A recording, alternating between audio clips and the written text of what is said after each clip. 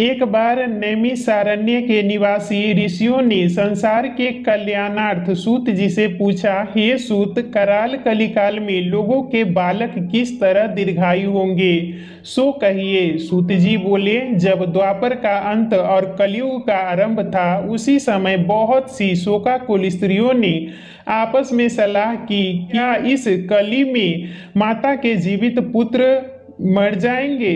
जब वे आपस में कुछ निर्णय नहीं पहुंची तो उस समय गौतम जी आनंद के साथ बैठे थे। उनके सामने जाकर उन्होंने मस्तक झुकाकर प्रणाम किया। तदंतर स्त्रियों ने पूछा, हे प्रभु, इस कलिकाल में लोगों के पुत्र किस तरह जीवित रहेंगे? इसके लिए कोई व्रत या तप हो तो कृपा करके बताइए। इस तरह उनकी बात सुनकर गौतम जी बोले, आपसे मैं वही बात कहूँगा जो मैंने पहले से सुन रखी है।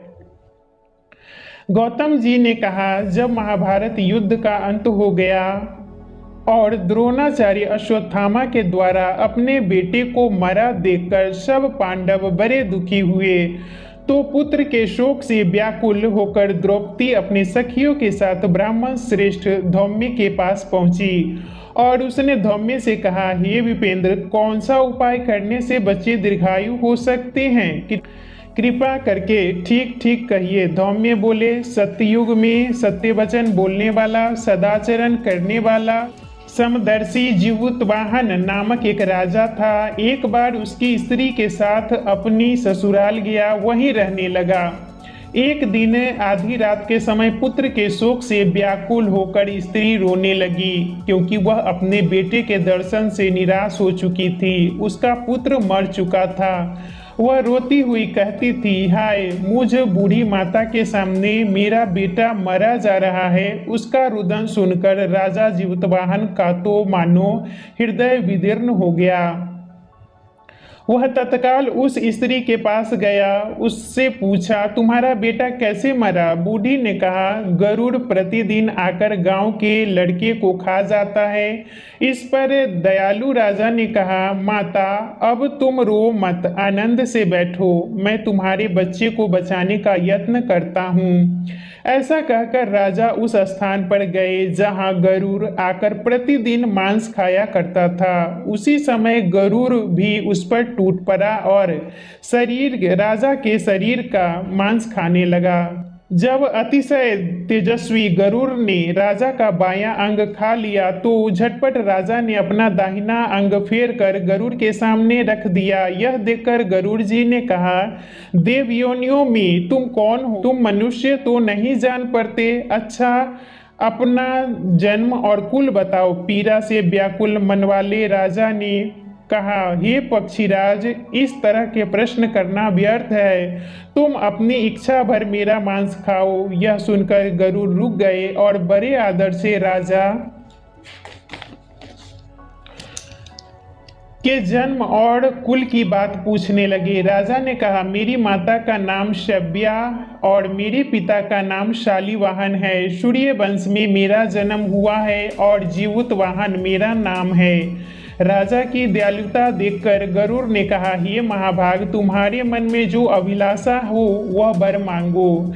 राजा ने कहा, हे पक्षीराज, यदि आप मुझे वर दे रहे हैं तो वर दीजिए कि आपने अब तक जिन पक्षियों को खाया है वे सब जीवित हो जाएं। हे स्वाभिमान, अब से आप यहाँ बालकों को ना खाएं और कोई ऐसा उपाय करें कि जो उत्पन्न हो वे लोग बहुत दिनों तक जीवित रहें। धौम्य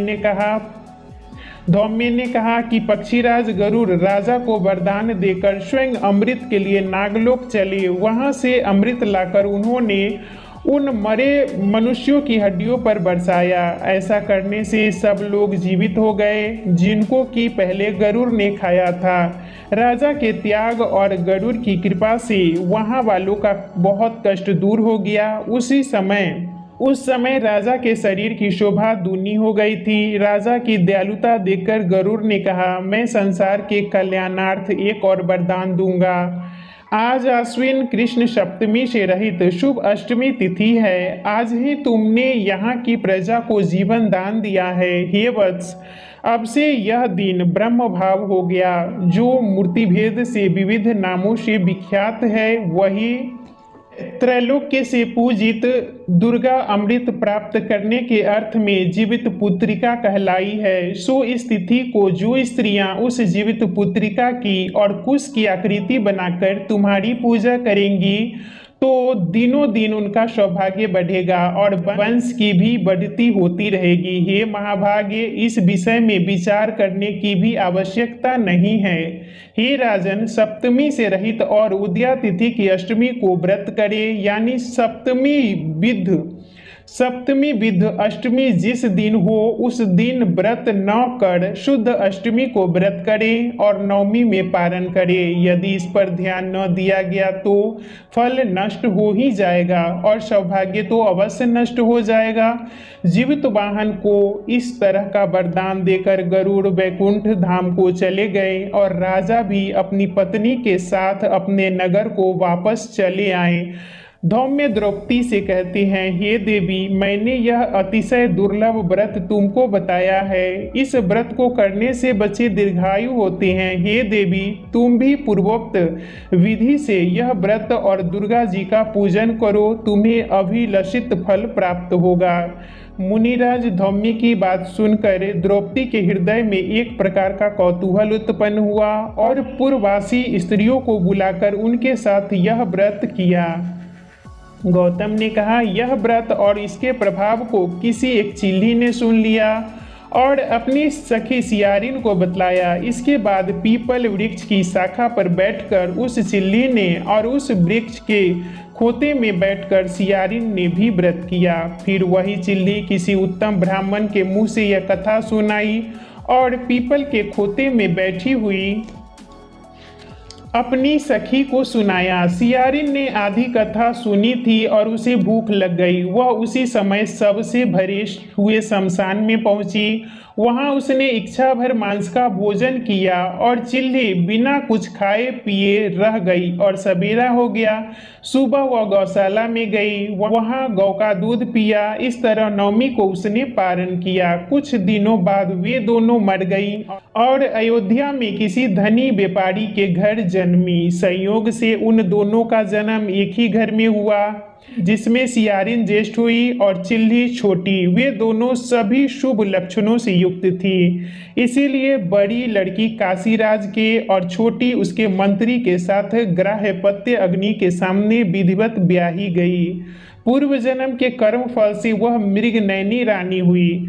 जिस किसी भी संतान को उत्पन्न करती वह मर जाती थी और पूर्व जन्म की बातें को स्मरण करने वाली मंत्री की पत्नी ने अष्ट वसुओं के सदृश तेजस्वी 8 बेटे उत्पन्न किए और सभी जीवित रह गए।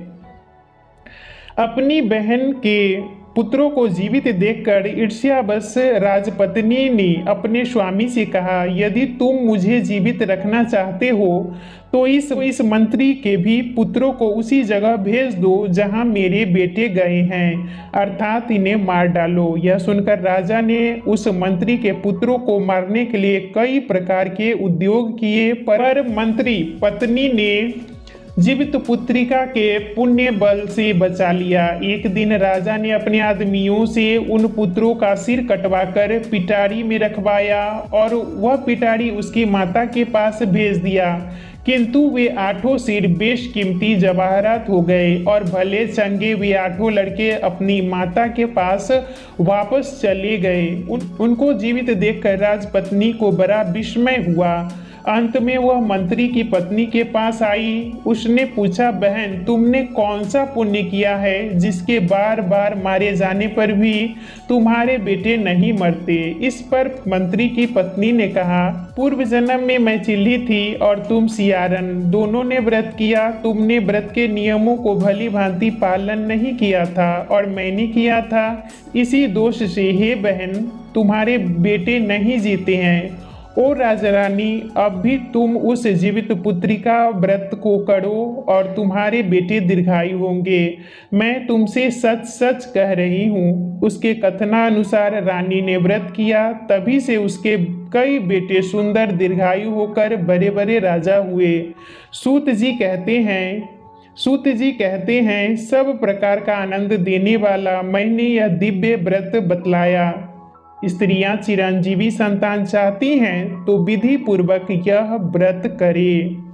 तो जितवाहन भगवान की जय। और ये कथा हमें जरूर सुननी चाहिए। अगर हम ये कथा नहीं सुनते हैं तो हमारी जो व्रत है पूजा अधूरी मानी जाती है। तो आप लोग व्रत में कथा जरूर सुनिएगा। तो आज का वीडियो यहीं तक था। फिर मिलूंगी एक नए वीडियो में। वीडियो अच्छा लगे तो इसे लाइक कीजिएगा, मेरे चैनल को सब्सक्राइब कीजिएगा। फिर मिलूंगी एक नए वीडियो में। तब तक के लिए नमस्कार।